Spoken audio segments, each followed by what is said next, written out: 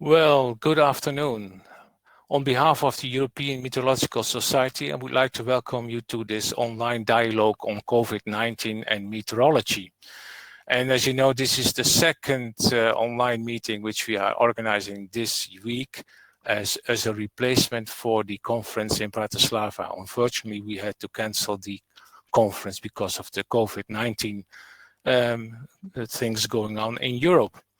My name is Bert Holslag. I'm an emeritus professor of meteorology at Wageningen University, and I'm the incoming president of EMS, starting actually officially by the end of this week, when the current president, Bob Ridgway, is stepping down. Well, I already said this, that I was my evaluation, and we have for this session, we have three speakers, Jan Semenza, Federico Fierli, and Thomas Hayden. And I will introduce them with some more information just before they speak. But first of all, I'd like you to guide you through the some technicalities, how you can deal with participation in this meeting. There is a full screen button, as you can see on your window. There's a hide chat window, as listed here. There's a window which you can pop out the chat, and there's also download the handout, particularly the abstracts and an instruction with the same information at this particular slide. And at the bottom hand side, at the right hand side, at the bottom, you can insert your chat message if you like to interact and discuss with the speakers after their presentation and at the end of the session. Well, before we start, it's good to recall some housekeeping rules. We will have three presentations, short presentations of about 15 minutes. Then we have some time to take two questions specific to that presentation. And then afterwards, after the three speakers have ended, we have a half hour for general discussions at the end. And you can, as I mentioned, you can use the chat function to the right-hand side of the presentation window if you like to ask a question or a discussion item. Note that the questions you type in the chat will only be seen by the presenters and moderators, not by the other participants.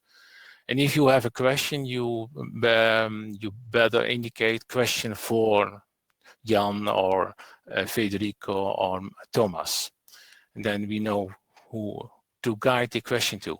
I will, with the help of Gert-Jan Steneveld from Wageningen University, I will bring forward some of the questions which we have selected for general treatment.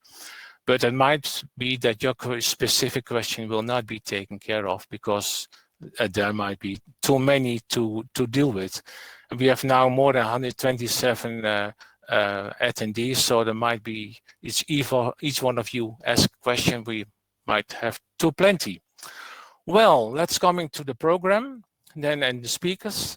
The first speaker is Jan Semenza, as I already mentioned. He is head of the Health Determinants program of the European Center for Disease Prevention and Control, ECDC, located in Stockholm. Jan Semenza started off as a molecular cell biologist, but went on to investigate heat-related mortality and morbidity in the 1995 heat wave, which killed over 700 people in Chicago. And since then, he has worked in climate change topics. Now, today, the title of his talk is Cascading Risks of Infectious Diseases from Climate Change in Europe. Well, we will, Jan has his presentation pre-recorded, so we will start a video.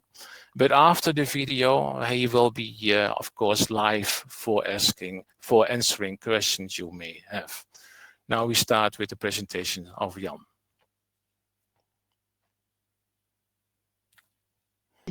I would like to thank the organizer for putting together this event. And today I would like to talk about climate change and the impact on infectious diseases in Europe from the perspective of the European CDC, Centers for Disease Control. We are located in Stockholm, as you can see here.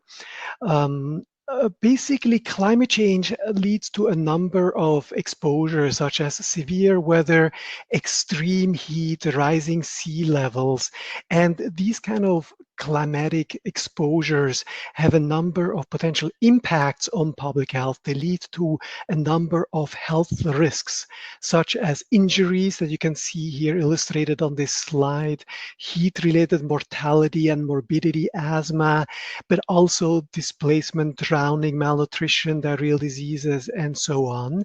But of course, there is also an impact on infectious diseases, waterborne and vector-borne diseases, and how those exposures relate to this health impact is something that I would like to illustrate today, and I'll call it these cascading risk pathways. And let me speak about waterborne diseases to start off with, and then I'll touch on vector-borne diseases as well. So let's imagine a heavy rain event that can potentially trigger such a cascading event of significant magnitude to society.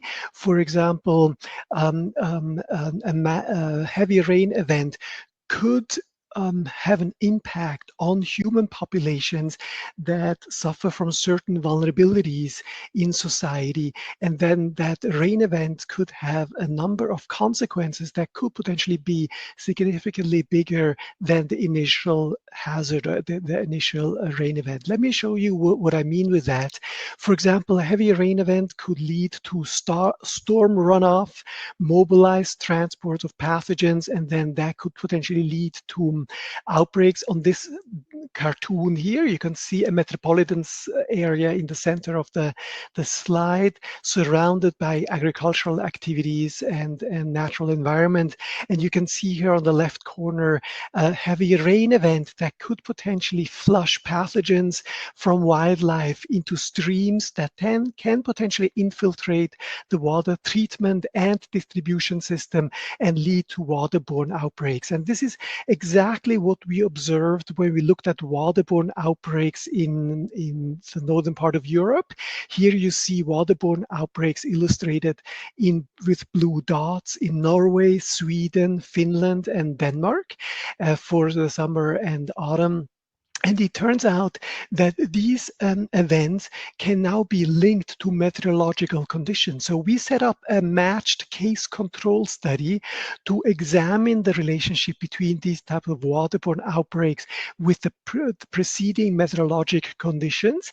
We extracted meteorologic data from the central weather station in a municipality. If there was no such weather station, we used gridded precipitation data for that environment. And we calculated heavy precipitation as a 95 percentile exceedance for that particular location that we examined. So every water event was examined within its own context, and a 95 percentile exceedance was calculated for that particular location using this meteorologic data from these meteorological stations. And then we looked at the association between the waterborne outbreak and these exceedances of precipitation during the previous week. And if you look at this particular slide here, you can see a threefold increased risk of waterborne diseases related to these water exceedances, this precipitation event, these heavy precipitation events that could potentially lead to these outbreaks. And so heavy rain can also lead to floods, damage critical water supply, and that again can lead to waterborne outbreaks. And again, I would like to show you the cartoon here. On the bottom part here, you see a private water well that's now being inundated because of a heavy rain event that leads to elevated sea level rise. And then the flooding of this private water well can then lead to water contamination with waterborne outbreaks. And this is exactly what we observed here. The single household well experienced an 8 to 9-fold increased risk if there was a heavy rain event that preceded it.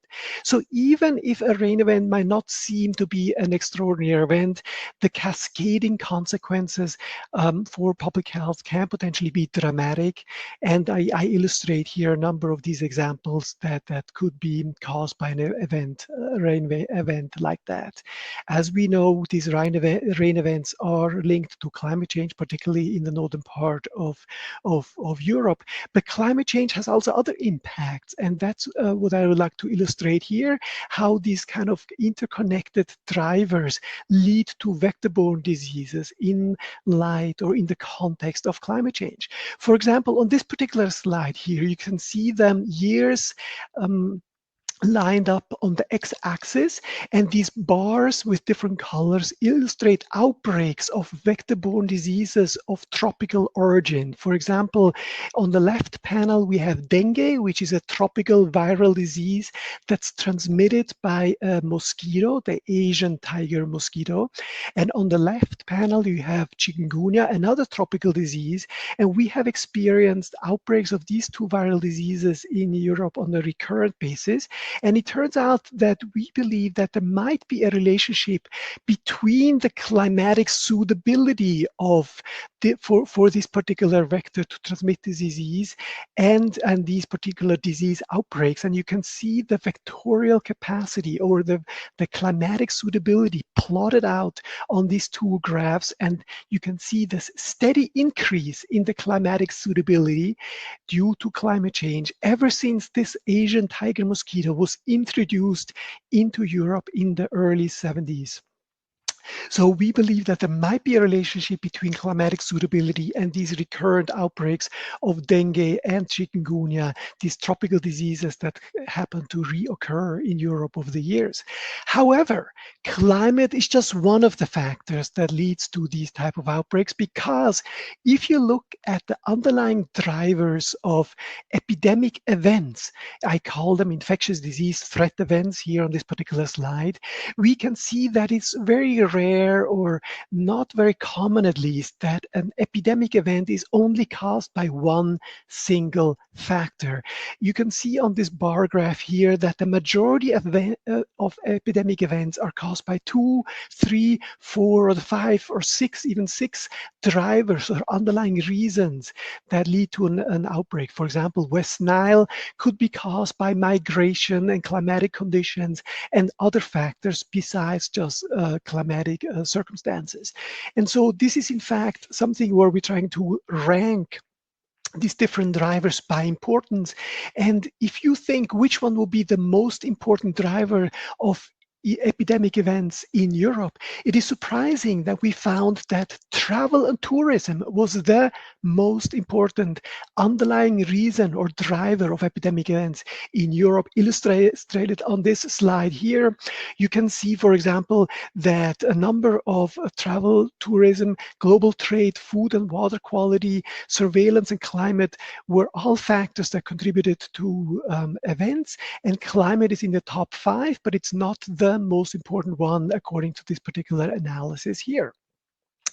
In fact, if we now plot the climatic suitability and the importation of passengers coming from dengue active areas from the 70s all the way up to the present, we do see a steady increase of passengers coming in to Europe, and we see this relationship between climatic suitability and the importation risk of viremic patients into Europe that can then potentially be bitten by a local mosquito that then transmits that particular pathogen to another unsuspecting individual, and that could potentially cause a local outbreak of dengue, illustrated with these bar graphs on the bottom right corner on this slide.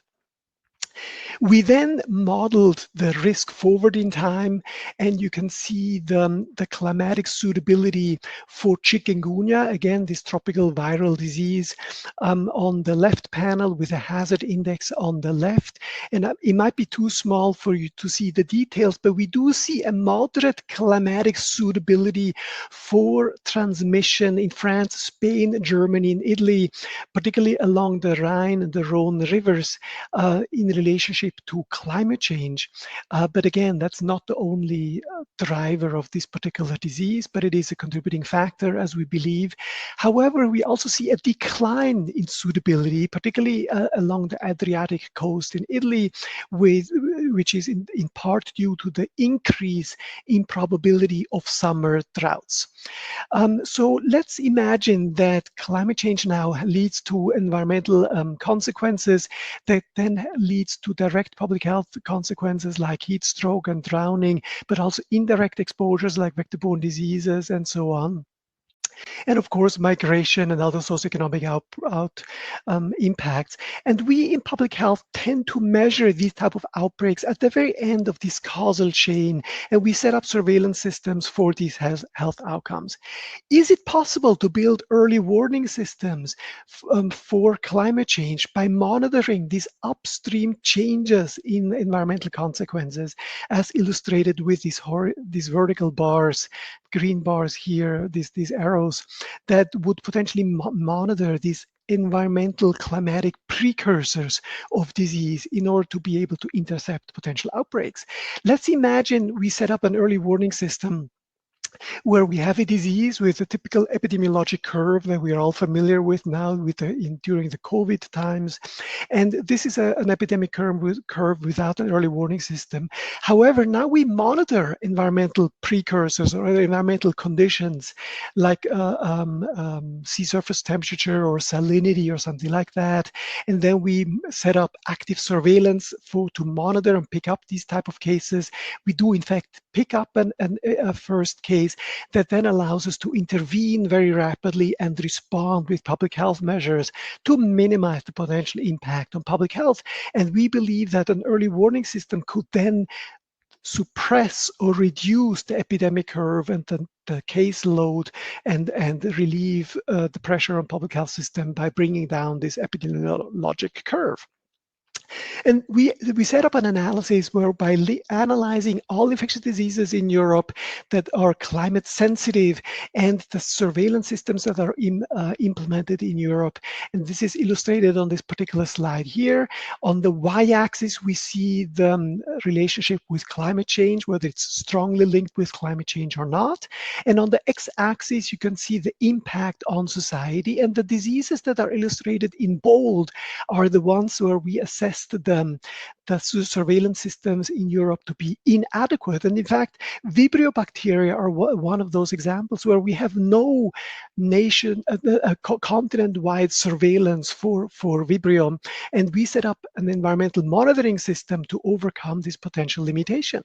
And this is illustrated on this particular slide here. Here we set up a system at the European CDC where we monitor sea surface temperature and salinity worldwide to monitor the environmental suitability for these type of bacterial infections caused by Vibrio parahemolyticus or vulnificus that can potentially be fatal.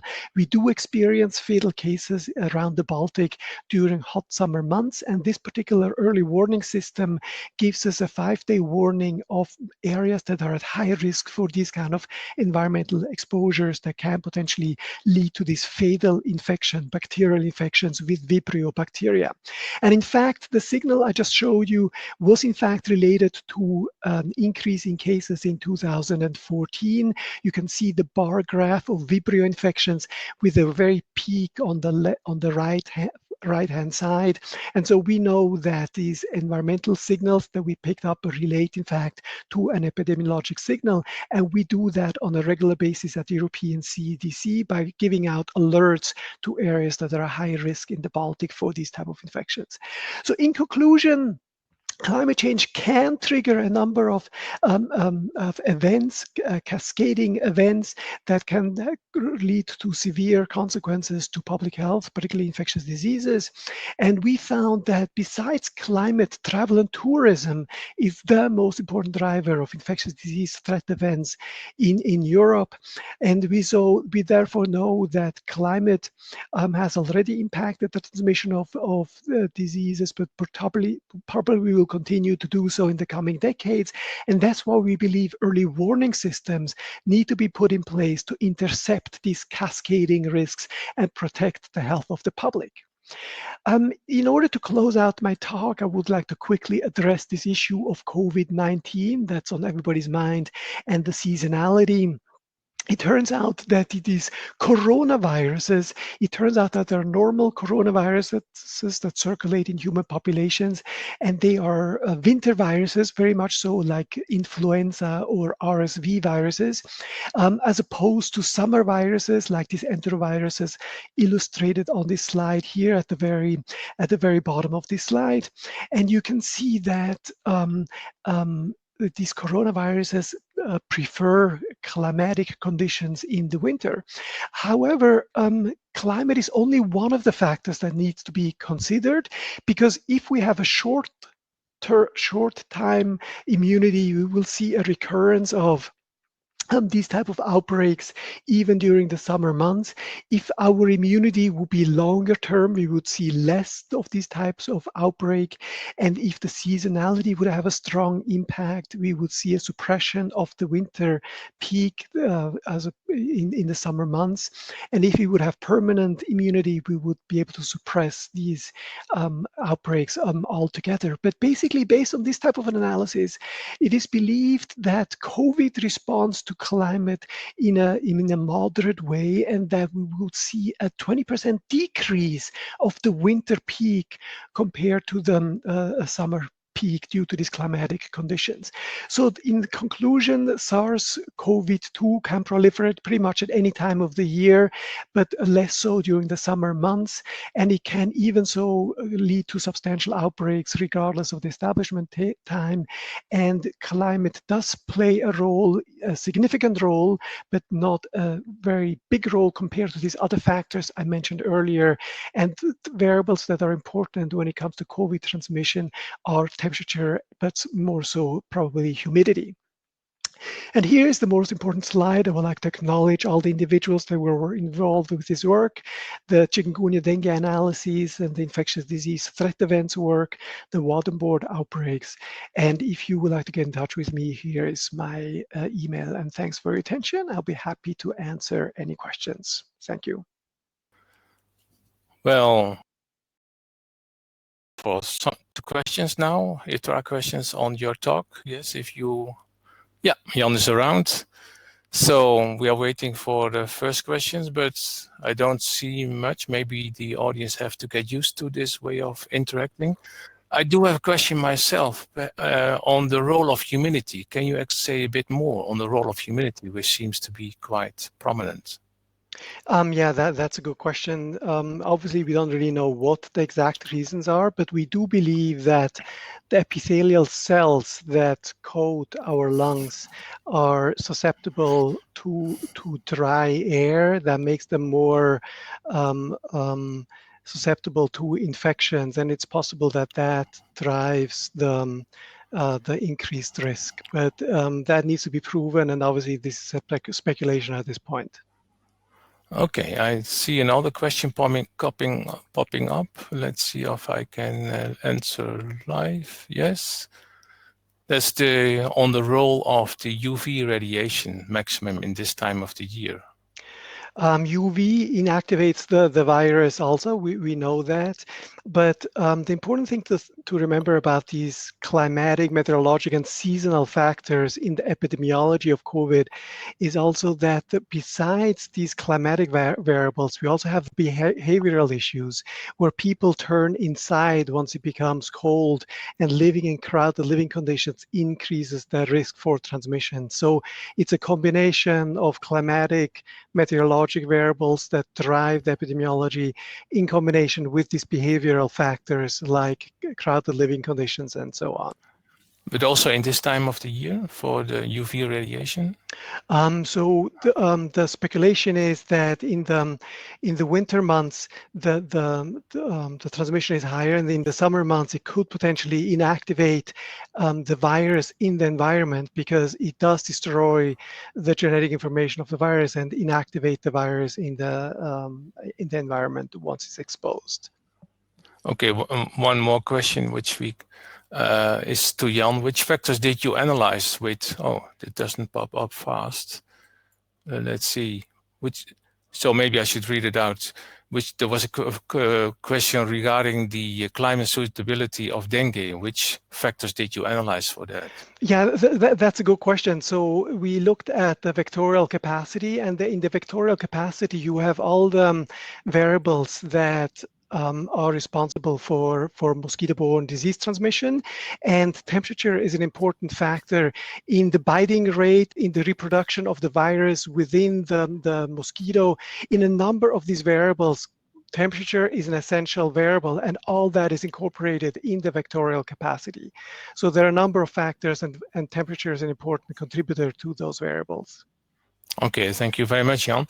I think because of time we have to proceed, but we will see you at the end of this session for answering questions together with the other speakers. Thank you. Now we proceed then with the presentation by Federico Fierli. He is the head of the Health Determinants program at the European Centre for Disease Prevention. He's a senior scientist with the User Support and Climate Service at EUMETSAT. His background is on the composition and circulation of the atmosphere and climate impacts explored worldwide with campaigns, satellite data, and models. Federico is also affiliated with the National Research Council in Italy and Associate Professor of Climate Physics with the University of Rome. The title of his talk is The Effect of the COVID-19 Lockdown in Early 2020 on Pollution. So his video will start, and afterwards Federico will also be present for answering questions.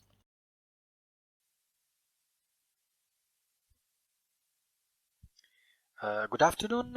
I am Federico Fierli, and I am a Science and Application Officer in EUMETSAT, that is the European Organization for the Meteorological Satellites.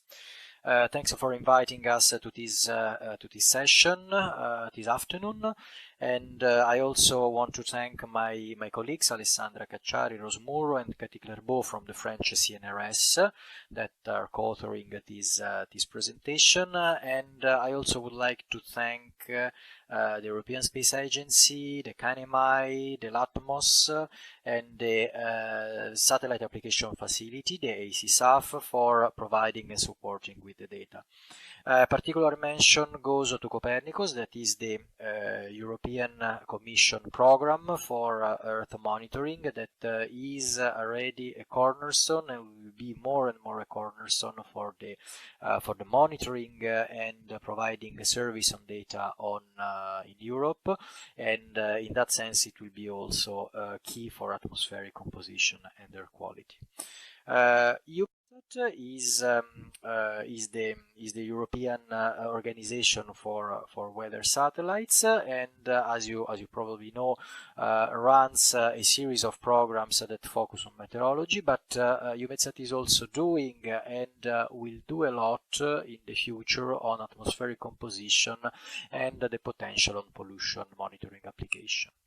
The program of EUMETSAT spans from the polar satellite, so the METOP ones, and now we have a triad of satellites in orbit.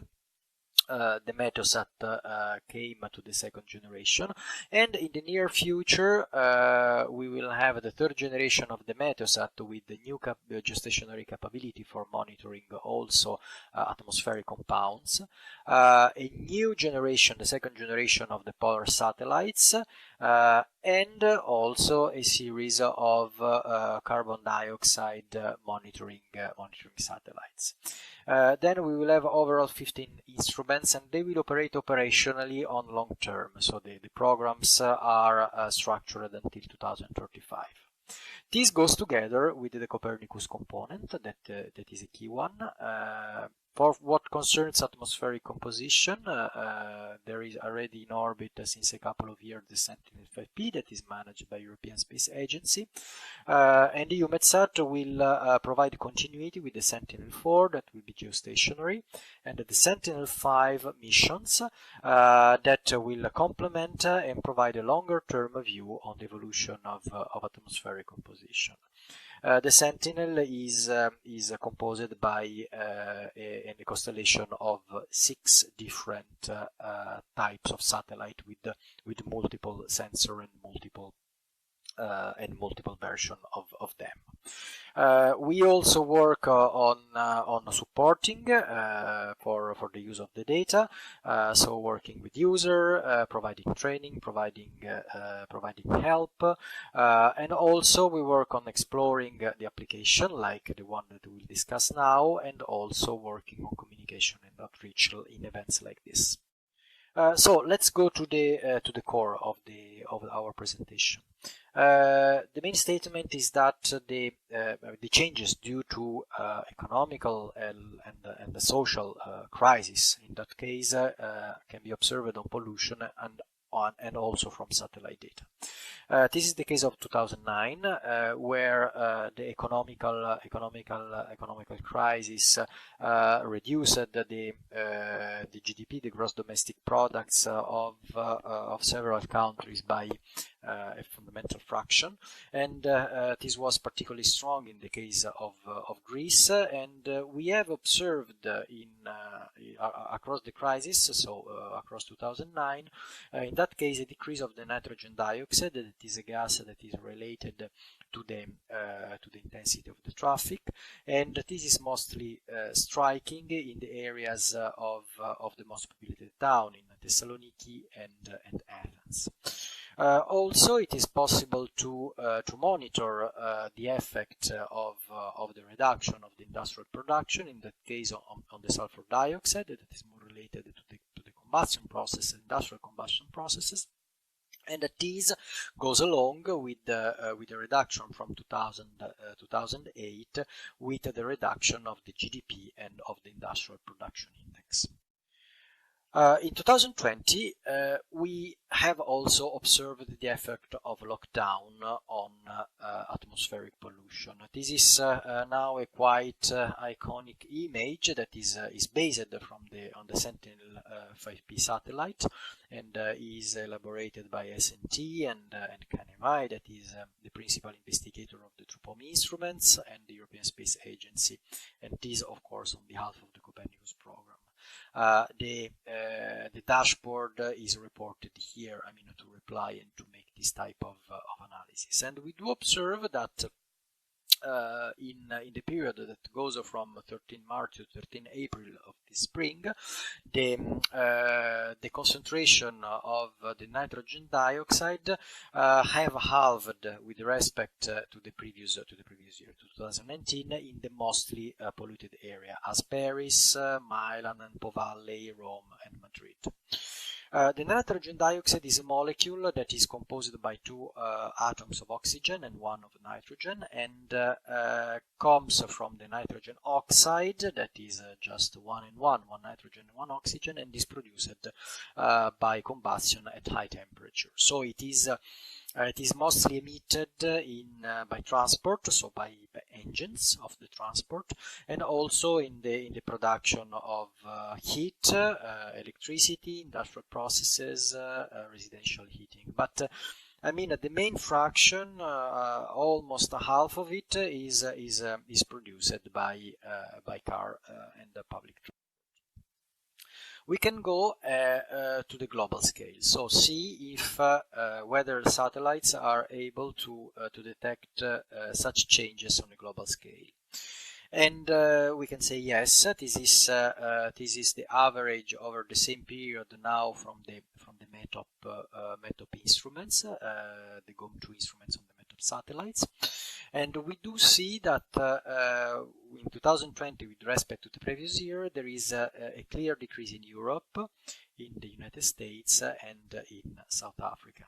The decrease in China is less evident, and that is because the lockdown in China happened from 1 to 2 months before with respect to Europe, so the signature cannot be seen here.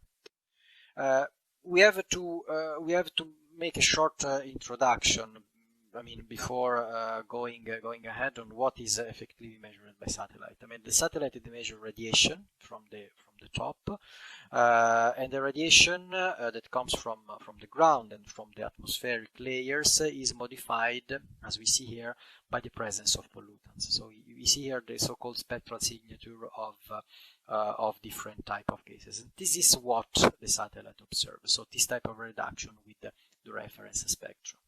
So in principle, the satellite observation, they are sensitive to the whole atmosphere.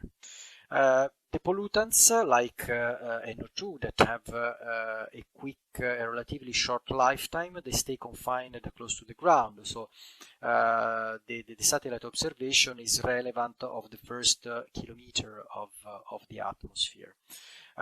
Then they are not directly comparable with the ground-based stations that compose the air quality network, because I mean these are at the so-called nose level, are close to the ground and close to the emissions. I mean, however, satellite can provide information on key pollutants that compose the cycles of chemical pollution in the atmosphere. I mean, for instance, the nitrogen dioxide is a precursor for the presence of the tropospheric ozone that is a pollutant.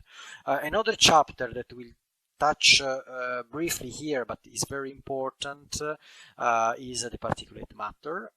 Particulate matter are the so-called aerosol, and these also comes from complex processes, and among these processes there is the production from gas, from organic emissions of the so-called volatile organic compounds. So let's make a focus on what has happened in the Po Valley. Is a region where the lockdown happened before with respect to other states in Europe, and where the lockdown was severe due to the intensity of the virus spreading. And we do see that the satellite data from Sentinel-FP, they show a decrease in 2020 over the whole Po Valley, with the most intense spots in the most polluted area and in Lombardy. We also see the signature of the towns of Turin and the towns of Emilia-Romagna. This goes together with a recent report that was provided by the Emilia-Romagna Environmental Agency through the Life Prepare project, that reports based on the data of consumption, fuel consumption, and energy consumption, of a reduction of the nitrogen oxide emissions by almost 40 to 50%. That is, I mean, also quantitatively in good agreement with the reduction of the tropospheric amount that has been observed by satellite. In order to see how fast was the decrease, we can see the time series for year 2020 over the Po Valley, that is seen here in red, with respect to 2019. The lockdown phase is here as shaded, and we do see that there is an abrupt decrease of the concentration with almost a halving during the whole lockdown period. What we should take into account while comparing 2 years is that meteorology has a huge role in also in determining the total concentration, the amount of a pollutant, because especially in a place like Po Valley, the effect of ventilation and of stagnation is a key, and we do see that the difference, the intra-year difference before the lockdown period can be attributed to the absence of ventilation or stagnation. This is the index of stagnation. So we do see that effectively we had high stagnation and high concentration in 2020 with respect to 2019. But in any case, the difference that is observed later during the lockdown cannot attributed solely to possible difference in weather, and is attributed to the changes in emissions. One important question is whether 2020 was exceptional, not only with respect to 2019, but also with respect to previous years. There is also an effect of longer-term pollutants decrease, at least in Europe, that is due to the implementation of the measures to contain air quality. And here, still again, thanks to the Emilia-Romagna Environmental Agency, they provided a long time series of the reduction of the traffic-related concentration of NO2, and we do see that there is a decrease that is about 20 to 30% from the previous two decades. Again, the GOM2 instrument from EUMETSAT comes also to help us at a more global scale, because we can go back to 2007 thanks to the three different generations, and we do see that if we plot here the time series of for the winter-spring period of the previous 13 years, we do see that there is a decrease during spring due to the change of the average behavior of NO2, but however the decrease that we have observed in 2020 is outside of the variability of the previous year. So yes, that was clearly exceptional with respect to the past. The same behavior cannot be observed for every pollutant, because the pollutants, of course, depends on the type of emissions, and not all the emissions were subject or were touched by the shutdown. This is the example of ammonia.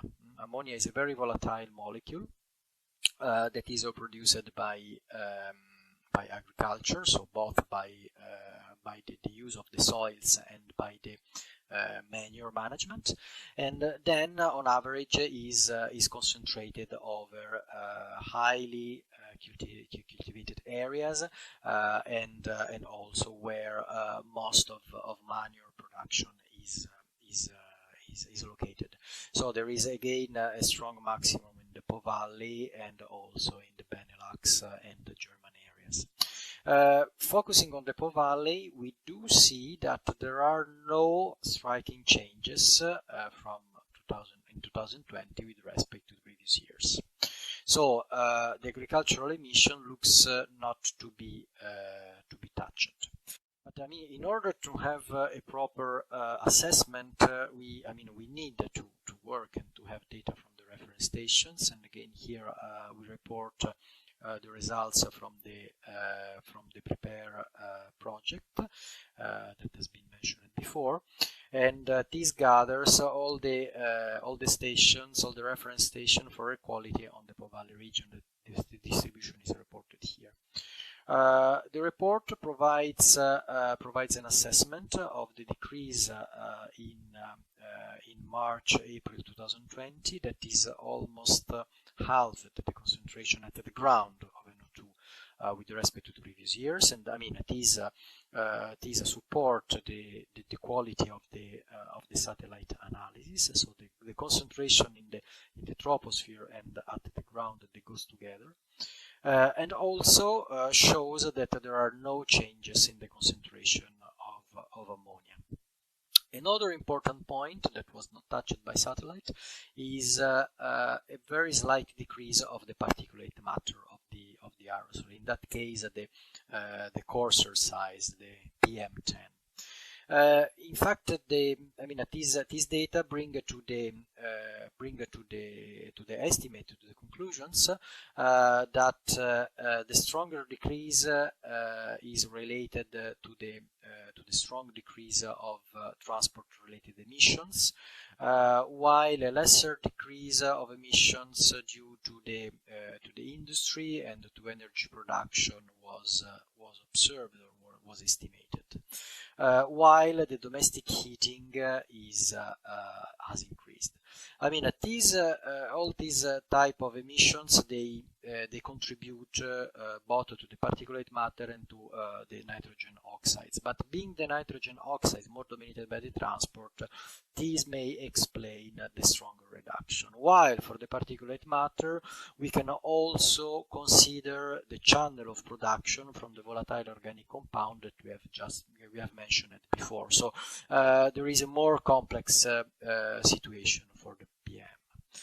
While we have, as we may expect, the agricultural production and the manure didn't had changes from in 2020 with respect to the previous year or years, and then the concentration of ammonia remained stable, or the variation are mostly related to weather problems.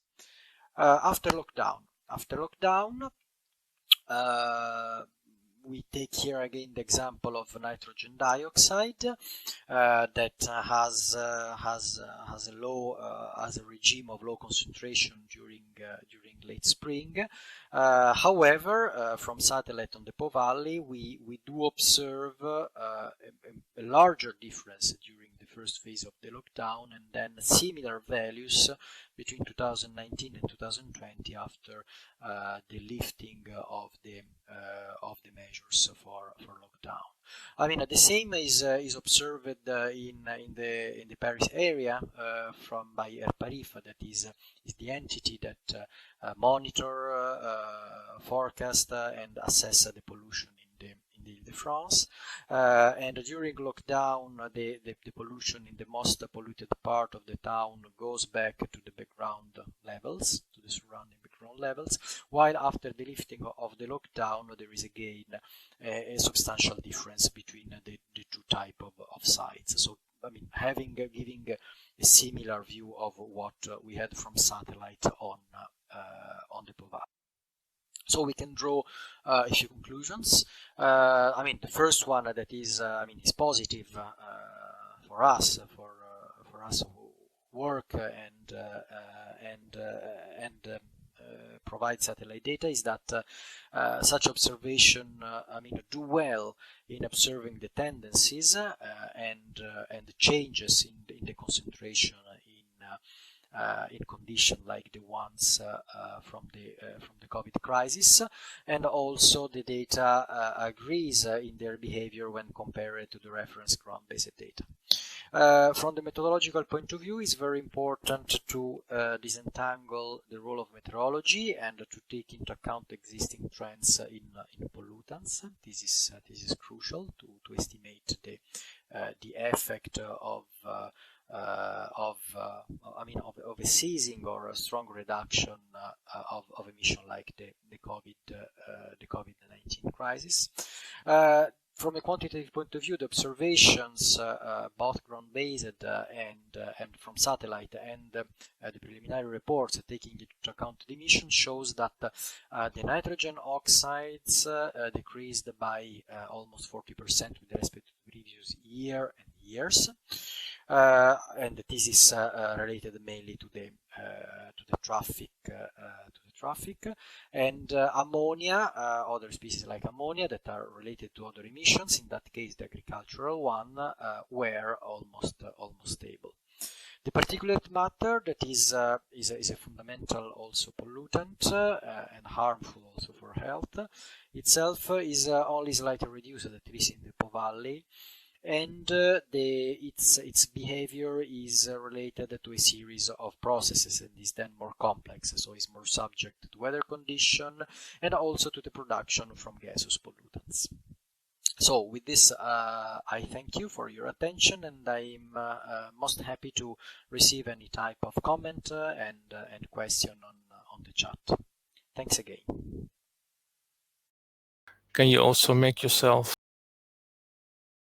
for the audience? Yeah, hello.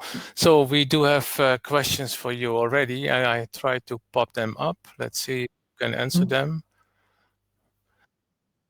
Yes, I mean the question on the rate of increase of emissions. This is a very good point.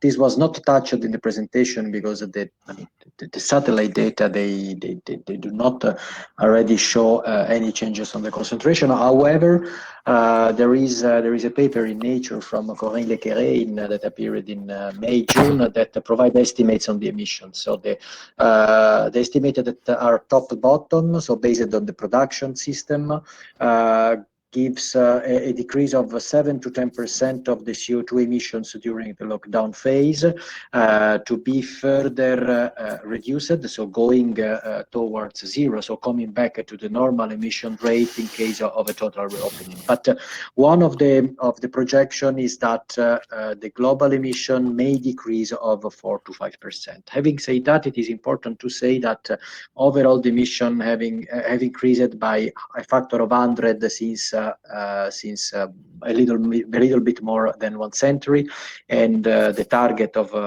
the Paris Agreement is to reduce it by 50%. And concerning data, there is not a clear signature, to my knowledge, on a reduction on CO2 concentration, so the effect of accumulated emission, also because there are different type of sources. I mean, one example comes from the CSIRO Australian CO2 monitoring that have shown an increase. I mean, an overall increase more intense than the normal of CO2 concentration, likely attributable to the intense wildfire activity. Okay, thank you. Finished answering. So I think we have one more question which we can take for you. It is a bit long question, perhaps, for you. Yeah. Yeah. No, absolutely. I mean, this was already addressed partly in the presentation. Yes. So the question is on the fact on how to put the 2020 in perspective. So the comparison between 2 years is not, I mean, is not fair, because of course the meteorology has a key role, as we have shown. For Sentinel-5P, we have to compare 1 year with respect to another, because the mission has started in the late 2018. But we have shown that with the other satellites, with the GOM2 instrument, we have the possibility to compare on more than 1 decade. And also, yes, there are ways, and that these are addressed in the report that they have mentioned and just briefly shown how to disentangle with the role of meteorology. So comparing periods with the same type of meteorological condition, and of course of the annual cycle of the pollutants. Yes, thank you very much. I think because of time we proceed with the third speaker, but please stick around so that we can talk to you later. Yeah? Absolutely. Yeah. I will do this. Thank you. So the third speaker in the session is Thomas Hayden. Thomas leads the verification and observation monitoring team at the European Centre for Medium Range Weather Forecasting. And he provides with his team regular updates and analysis on the performance of the forecasting system at the European Centre. He also is a member of the WMO Joint Working Group on Forecast Verification Research. And the title of his talk today is The Impact of COVID-19 on the Weather Forecast. So let's start with Thomas. Thank you and good afternoon. Before I begin, I would like to say that this is, of course, not a final assessment of the full effect of COVID-19 on weather forecast, as this is a constantly changing situation. And it is the view from a global forecasting center such as ECMWF. We will start by taking a look at the reduction in aircraft observations, that's very well known by now, but also the additional or new observations that became available during the first half of 2020.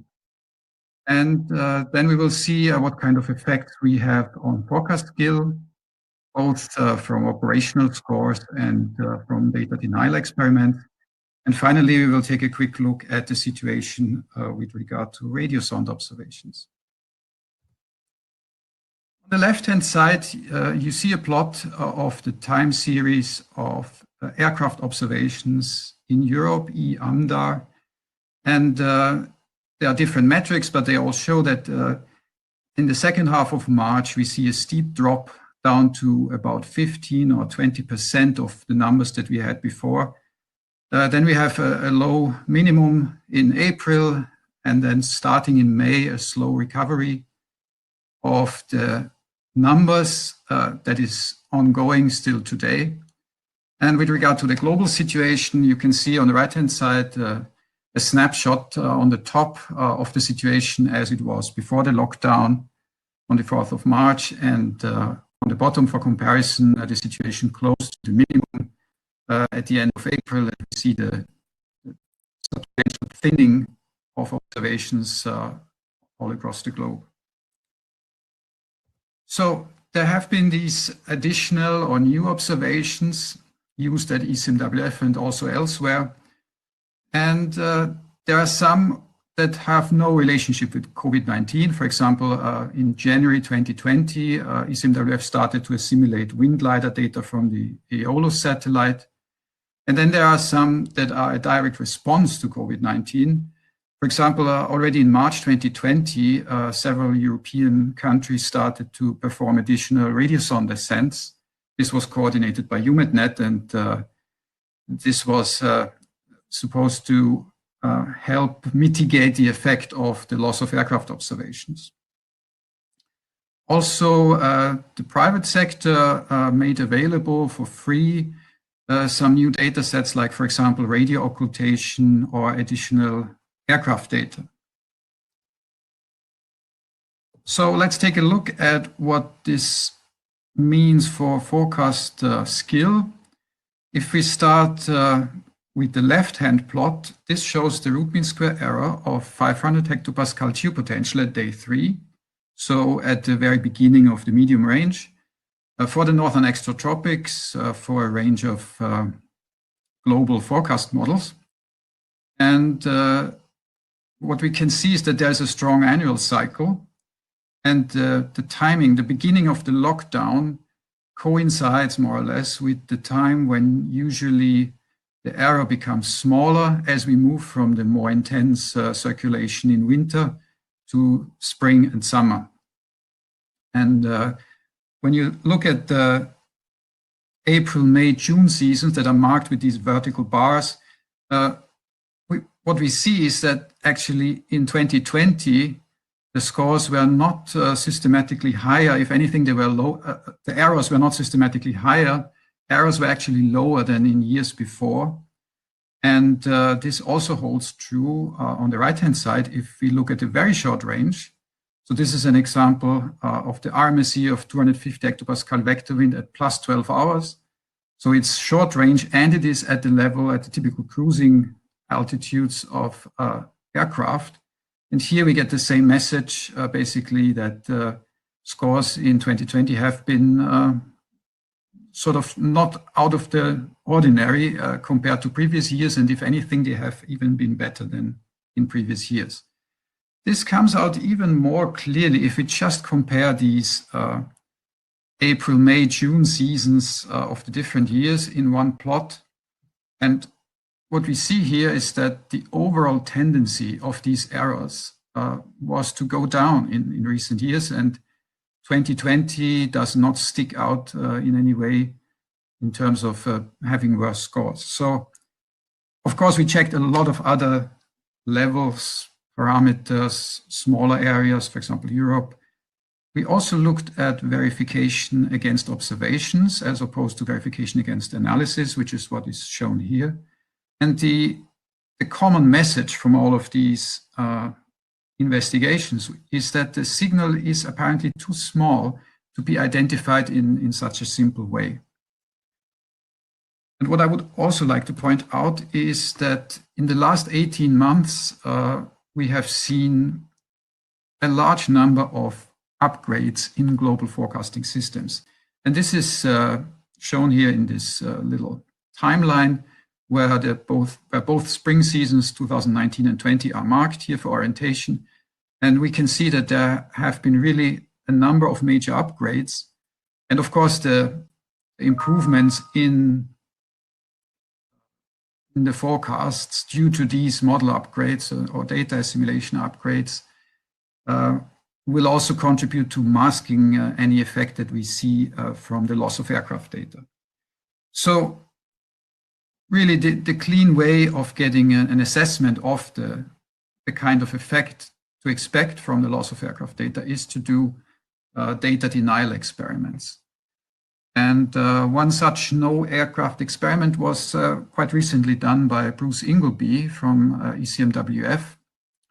And here I showed just a few of the results. So on the top, you see the increase in the RMSE of vector wind if we don't use any aircraft observations in the model. On the left-hand side, this is for a very short-range forecast, it's 12 hours. And you see this in the form of a latitude height cross-section. So these dark red areas show that the error has increased by almost 15%. In the level, in typical levels 200, 300 hectopascal, where we find aircraft cruising. And as we go to the middle panel, this is a 3-day forecast. These numbers drop quite a bit. We still see 3 to 5% deterioration in the upper and middle troposphere. And then if we go to the right-hand side to a 5-day forecast, we can see that the error is, the increase in error is more evenly distributed throughout the troposphere and has a magnitude of about 2 to 3%. And this was a study for a spring, late winter and spring period in 2019. We have to keep in mind that this gives us an upper bound, definitely, of the COVID-19 aircraft effect, because during the lockdown, some aircraft data always remained available, of course, and the impact of a single aircraft observation will have been bigger due to the fact that there were less observations overall. And we also have this compensating effect from additional or new observations. The UK Met Office also made such a no aircraft experiment, and it gave similar results, both in terms of the biggest impact being in the short range at flight level and the overall magnitude of the errors. Unfortunately, not just aircraft observations, but also radio sound observations were affected and are still affected by COVID-19. We first saw this for data that comes from Asia. As you can see here in the top red curve in the plot, in April, we started to see less observations from that area. It is slowly recovering at the moment. In parallel to the way COVID moved from one continent to another, we then see later here in the Southwest Pacific and South America, which is the olive and the light blue curves, how numbers dropped. And Europe is really, it really stands out here as the only area where numbers actually increased, of course, due to this common effort of mitigating the loss of aircraft data by having more radio sound observations. The main issues in those areas where we have less radio sound observations seem to be that staff is not available. It has also been reported that there are stock and maintenance issues, as well as production and delivery problems. So if we try to summarize the situation as it presents itself at the moment, we can see that aircraft observations are increasing slowly, and it's not entirely clear to which level, whether it will be the level that we've seen before. And also there's this possibility that things might deteriorate again. With regard to radio sound observations, there is the question whether we will see more data reductions in the short term, because there are some areas around the globe where we haven't seen a recovery of numbers yet.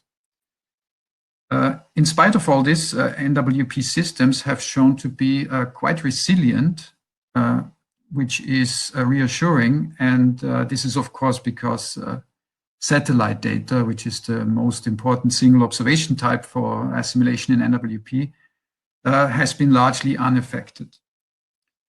Nevertheless, regional losses in skill are very likely, even though we cannot clearly quantify or identify them at the moment. This will have to wait for further studies, more detailed studies in the future.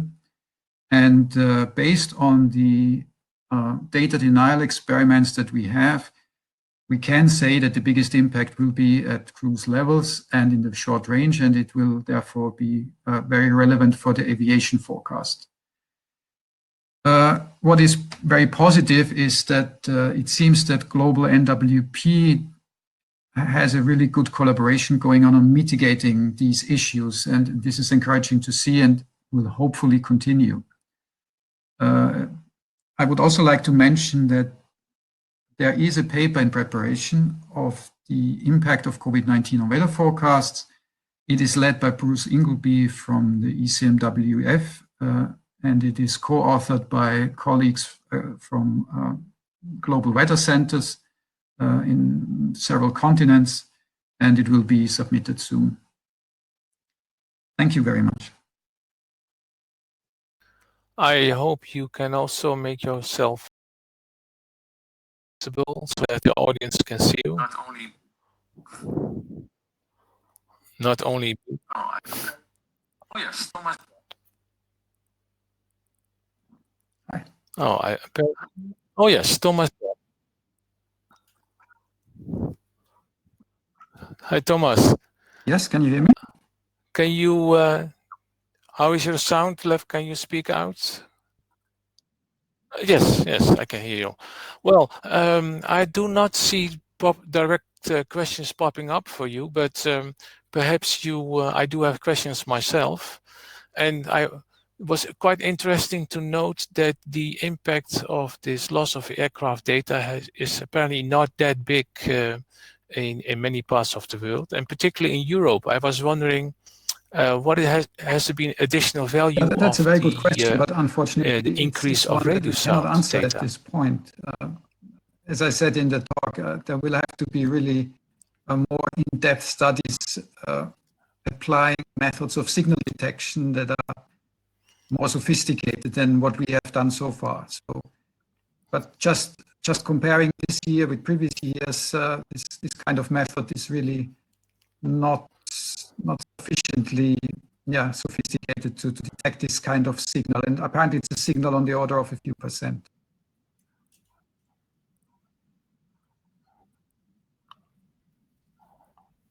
Yeah, okay. So yeah, it was nice to see that at least the community was able to launch more radio sounds. And what I also found surprising is that the biggest impact was on the shorter range. Is that not a surprise? You would expect that on the normally you would have impact on the largest range for particularly of these aircraft data. Or do I misunderstood something? That we see the strongest effect in the beginning at shorter ranges, as other sources of error come into play when we look at longer ranges, for example. So, like model errors. Okay. So not a surprise for you. I do have another question which I will now pop up, which is by Victoria. And she's asking about, do the results also hold for other variables? Oh, now the question is gone. Have you seen it? So the question is, do the results also hold for other variables than the 500 hectopascal height, which was considered here?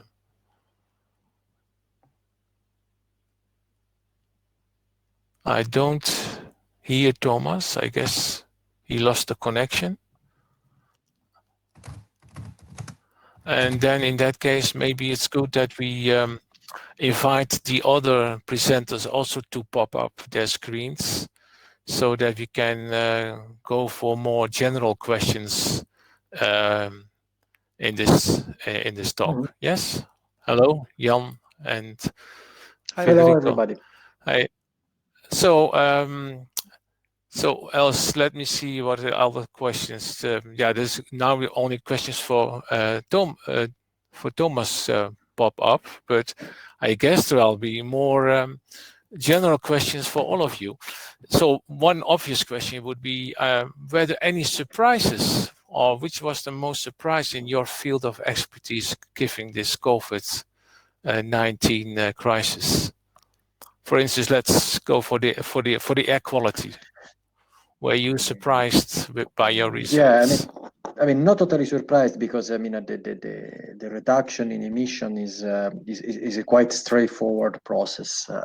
What is surprising, if you can say this, I mean, is the fact that is more complex process that we can expect just as a causal as a causal factor. Let's think, for instance, about the particulate matter that you may expect would strongly decrease, but this has not happened because the emissions were not totally touched, and also there are processes of production that are still there.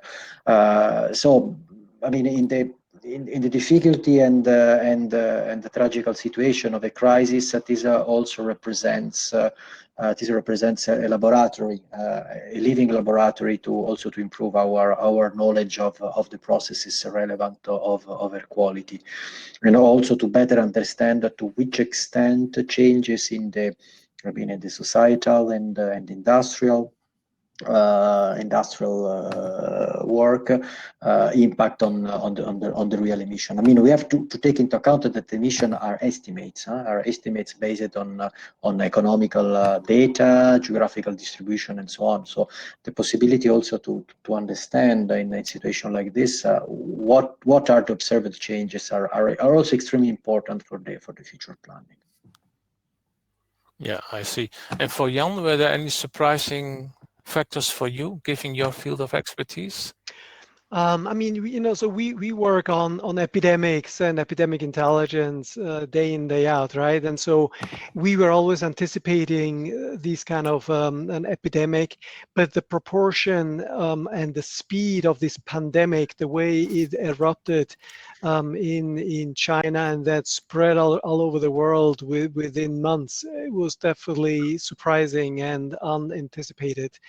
We knew that animals are a potential source of these type of pathogens, but the way it happened, at the speed the way it happened, was definitely surprising. We were, of course, hoping that climate would suppress the epidemic in Europe to some extent, but we didn't see that, and that has to do with the fact that we don't have any immunity against this new pathogen. So there are a number of things that were surprising, and we were hoping for a better outcome, but this is what we have. Oh yeah, and Rican, you mentioned the early warning system. And what else would you need to expand for this early warning system? Yeah, so that's a good question. So the question is, how can you predict the future, right? And we all know it's very difficult to predict the future. And that's one of the ideas in meteorology, yeah? Yes, and air quality. Exactly. Yeah. And so basically the systems, we have a number of systems that we have built trying to anticipate what's going to happen in the future. But the thing I need to say is that we cannot predict a black swan event. You know this term of these extremely unlikely, potentially highly catastrophic events. Those are very difficult to predict, like HIV or SARS or this new coronavirus. They're very difficult to predict. But the systems that we have built to try to anticipate these type of outbreaks and diseases is the Vibrio system that I mentioned earlier, where we look at a waterborne disease that lives in marine environments and is very susceptible to climatic conditions. And once it gets warm, once the sea surface temperature reaches 16, 17, or 18 degrees, they start proliferating and multiplying, and that's when the risk increases for humans. We have built a similar system for vector-borne diseases, where we assess all the air passengers that are coming into Europe from dengue active areas, for example, or chikungunya active areas or Zika active areas, to assess the importation risk into Europe. And then we compute the climatic suitability in the destination airports to see whether there is a risk for onwards transmission. And so this is a real life tool that allows us to assess the potential risk for these type of epidemics. We're also in the process of building one for waterborne diseases by looking at these extreme precipitation events that I mentioned in the talk, by trying to compute the the forecasts for extreme precipitation and what does that mean for waterborne diseases. So there are a number of applications that we're thinking of, but again, we cannot predict the black swan event, this highly unlikely but potentially catastrophic event. They're very difficult to predict. Yeah, I do have a question now for to Jan. Let's see. Yeah, it pops up. Yeah, can you trace down when the COVID epidemic really started?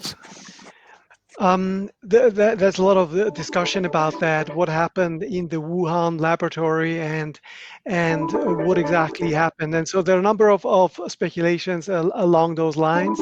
And I don't want to get involved with that because we have this. There's a telephone ringing somewhere. It's not mine. It's turned off. Federico, yeah. I'm sorry. Okay. And there are a number of speculations of what happened in Wuhan, whether it was the laboratory, whether it was the market and all that. And I don't have more information than anyone else has accessible to. And of course, there's lots of conspiracy theories, and I don't want to get involved with that. Yeah, now the audience gets going. There's another question for you. Is still on these warning systems. It all seem to be very certain. So can ECDC not try to make a short-term forecast for a conversion from yellow to orange? So I'm not sure, does this refer to the Vibrio system, the sea surface temperature? We are actually in the process of trying to calibrate that exactly to see what kind of pixel corresponds to an epidemiologic signal. So what kind of threshold do we need to reach in our sea surface temperature and salinity indicator? What kind of a signal corresponds to a true epidemiologic signal? So we're trying to calibrate that to come up with proper sensitivity, specificity, and predictive value positive, so we know when we need to react. This is a pretty advanced system how it is, but it needs to be improved, obviously, and that's what we're working on. Yeah. And okay, so there was also a question after your talk. Are we talking about regarding the humidity? Are we talking mostly about absolute humidity or relative humidity as an important indicator? Yeah, that's a good question. And so there is a study that was published that analyzed cities where there was COVID transmission and cities where there was no COVID transmission. And what they found was that the cities where there was transmission, they seemed to have a mean temperature between 5 and 11 degrees Celsius. And then they found that low specific humidity was characteristic of transmission areas, as well as low absolute humidity. So they found those three variables to be important predictors of these type of outbreaks or cities with outbreaks. So mean temperature between 5 and 11 degrees, and then low specific humidity and low absolute humidity. And I can give you the reference where you can get the exact gram per kilogram or gram per cubic meter for the humidity, but that can be specified exactly from that study. Now is a question for all of you, and I will pop it up. It's dealing with the goals of the Paris Agreement to stop climate change. And are these goals realistic? Oh, wow, that's an interesting question. And if a global lockdown cannot give us 20% carbon dioxide emission reduction, what can? It's a $1 billion question. I mean, it's yes, even $1 trillion.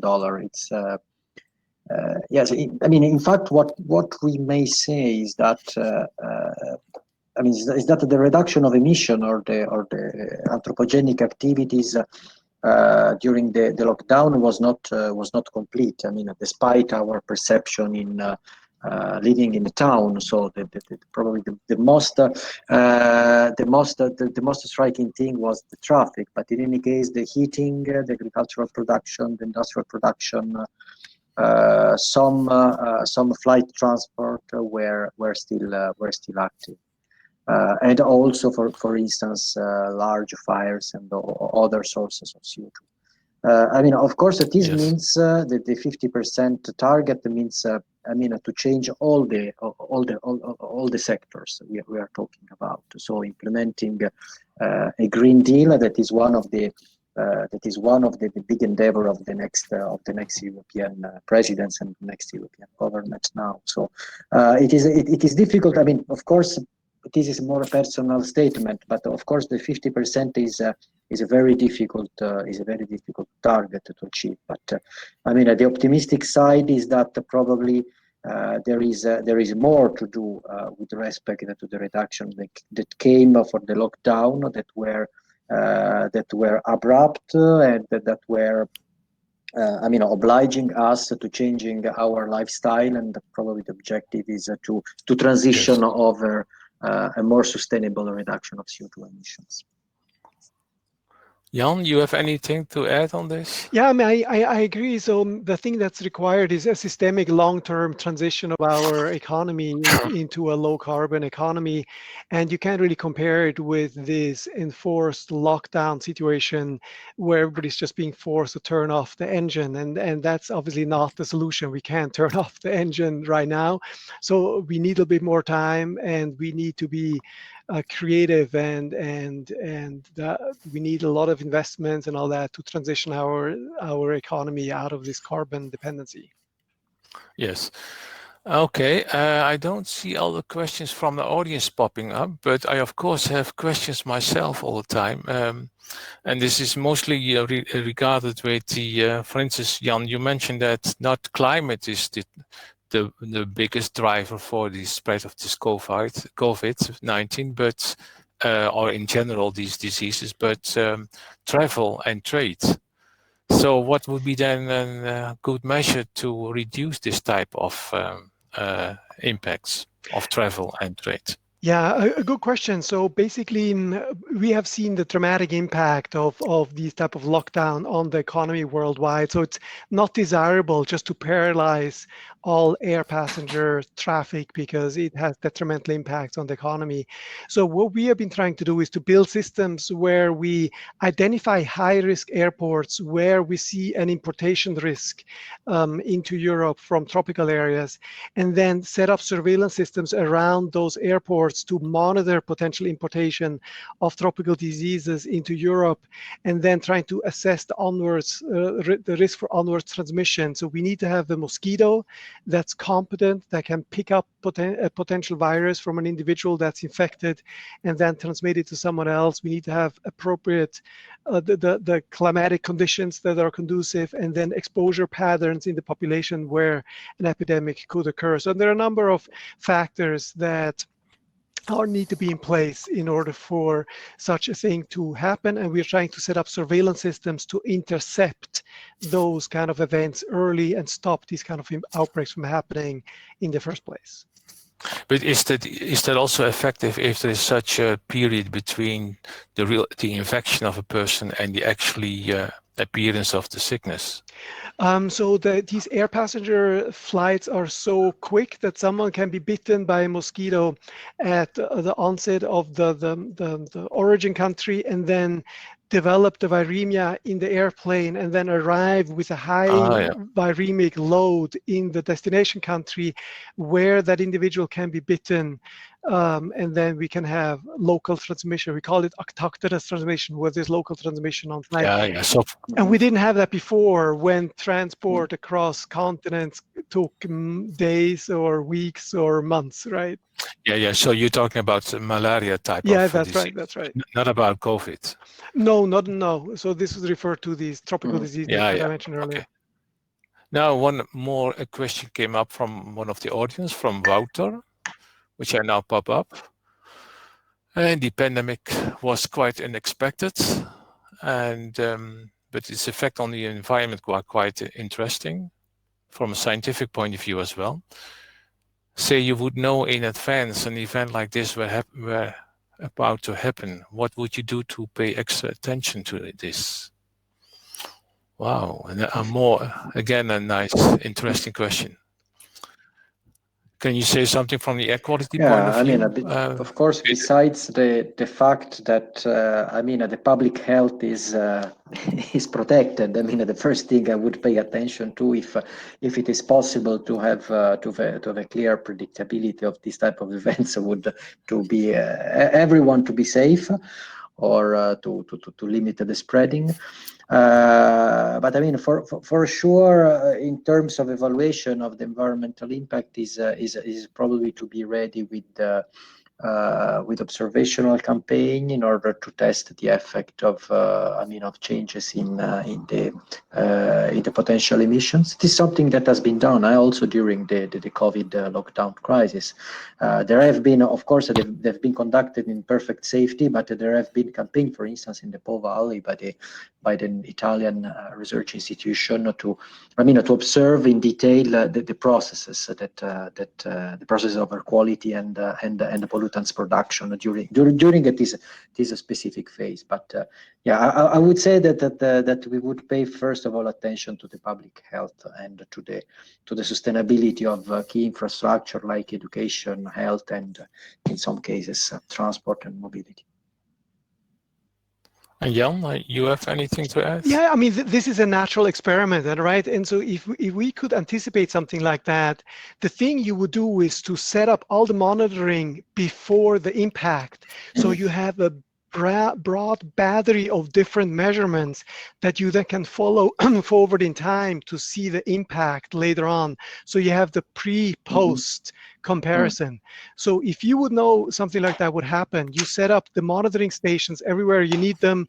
You look at all the variables you could potentially be interested in. So you have the longitudinal data throughout the event to draw the conclusions.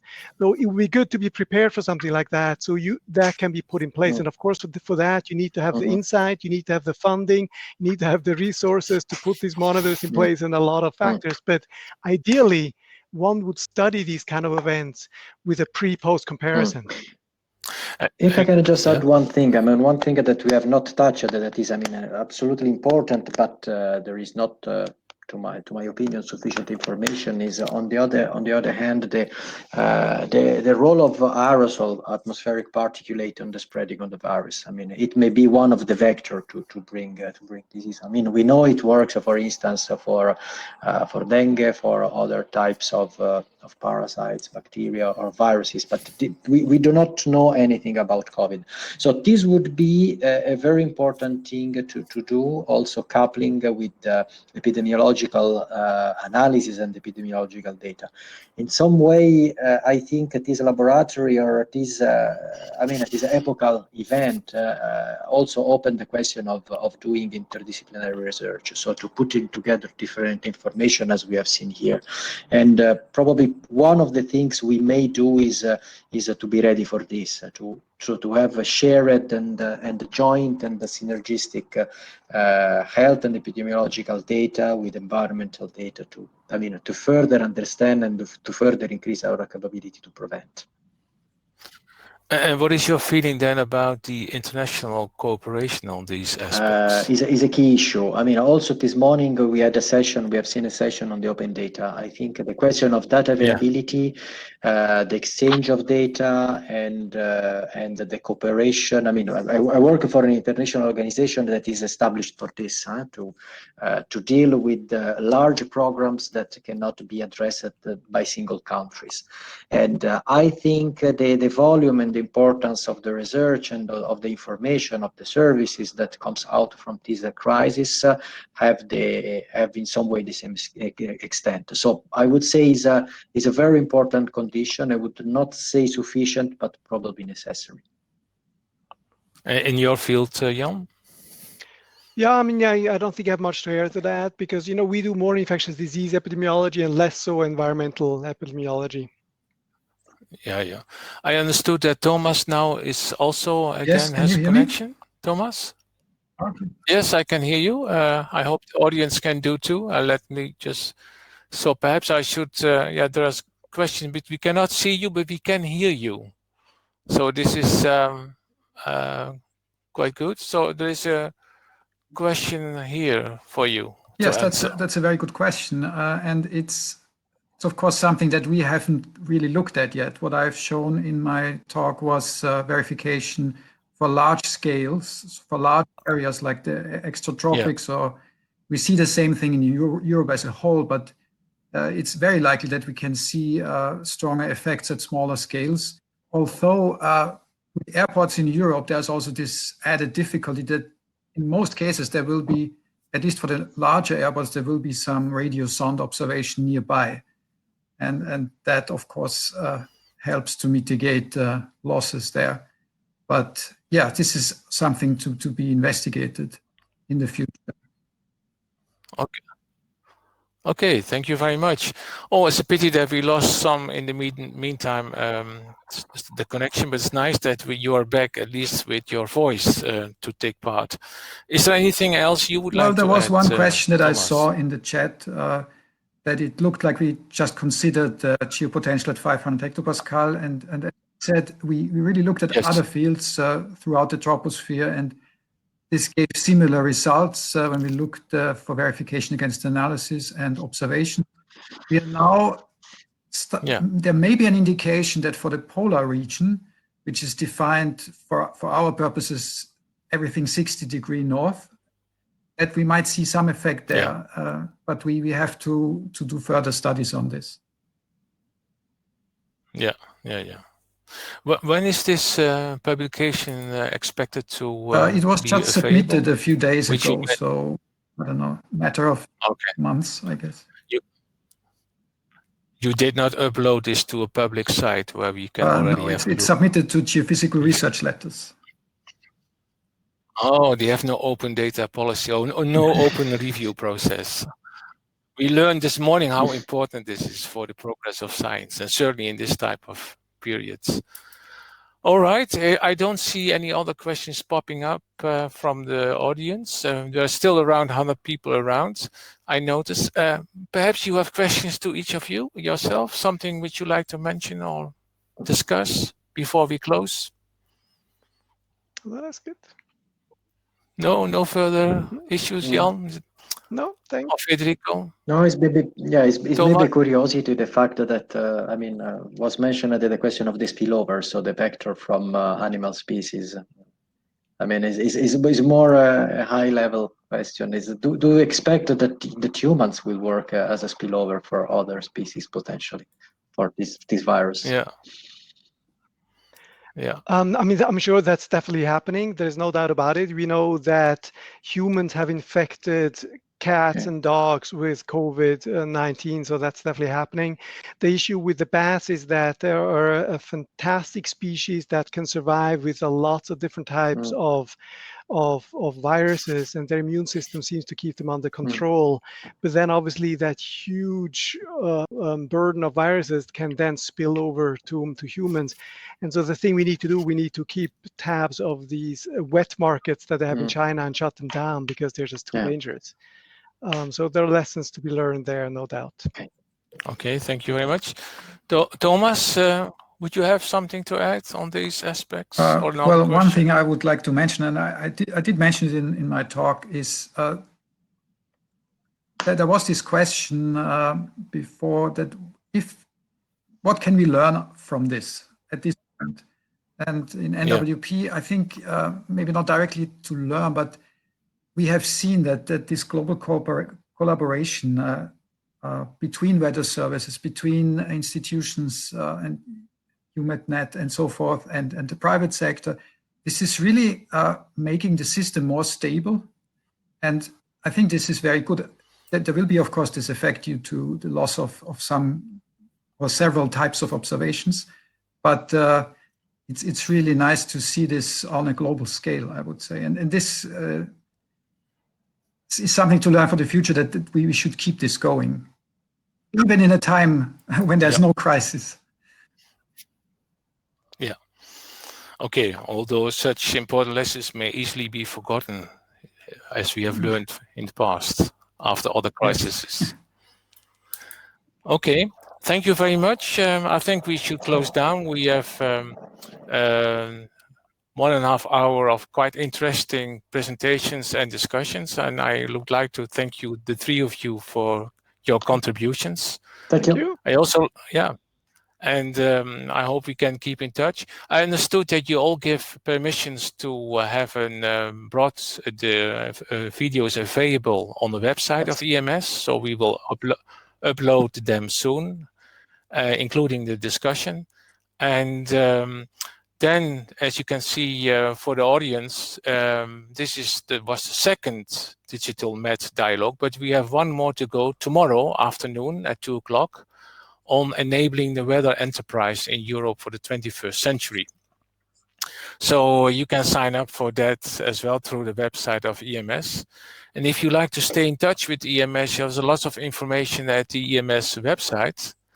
And of course, and you can send a message to, as is indicated on this slide. And of course, we would very much like that to meet in person next year, and where we have the EMS scheduled to be held in Barcelona. And perhaps it will be a hybrid type of conference or a full physical conference as we used to have in the past with 800 participants or so. Let's hope that, let's be positive and see if that really can help. Otherwise, we will try to do an online meeting if physical meeting is not possible.